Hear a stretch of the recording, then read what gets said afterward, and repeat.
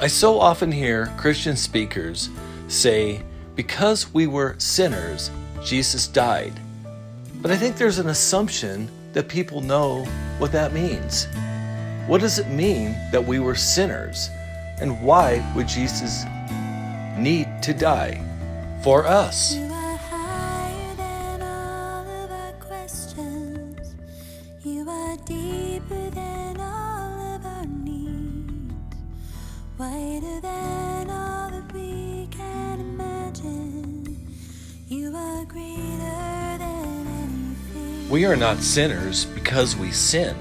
We are sinners because our first mother and father, Adam and Eve, sinned and rebelled against God. You are stronger than all of our burdens.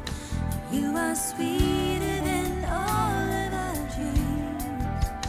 Closer than all the air that surrounds us. You are greater than anything. Sin is our inheritance, You are our curse. We are all sinners. And because we are sinners, we have been separated from God. Sin and separation has made us unholy.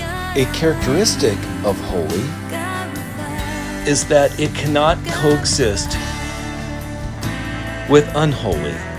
God, being holy, could not coexist with us, therefore the separation. all of our sadness.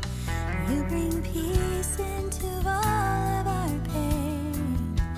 Shining light into all of our darkness. You are greater than anything.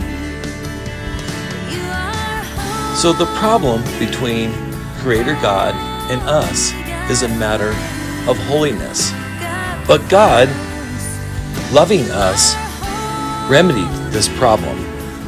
He sent His Son, Jesus, who is holy, to become our unholiness and die as a sacrifice, fixing our unholiness problem, cleansing us, transforming us, making us holy, acceptable, to coexist with God